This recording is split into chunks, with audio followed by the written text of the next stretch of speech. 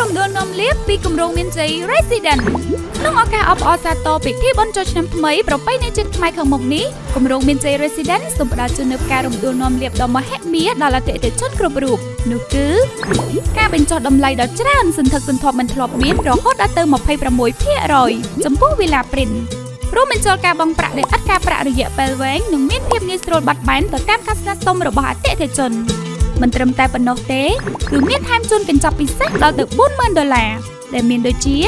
ព្រីជូនការដេកទូដល់ទៅ6ឈុតព្រីជូនការដេកជញ្ជាំងថ្មម៉ាប់ដ៏ធំសម្បើមក្នុងបន្ទប់ទទួលភ្ញៀវត្រង់ចំណុចកម្ពស់ពីដាន 6.4 ម៉ែត្រ Free Management Fee មួយឆ្នាំពេញ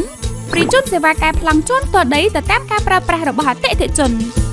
ការផ្ដល់ជូនដ៏ពិសេសអស្ចារ្យនេះមានចំនួនកំណត់និងសម្រាប់តែក្នុងឱកាសអបអរសាទរឆ្នាំថ្មីប្រពៃណីជាតិខ្មែរខាងមុខនេះតែប៉ុណ្ណោះប្រញាប់រួសរាន់មកទទួលការរំដួលនាំលៀបពីគម្រោងមានជ័យ Resident ក្នុងឱកាសសង្ក្រាន្តឆ្នាំថ្មីនេះទាំងអស់គ្នា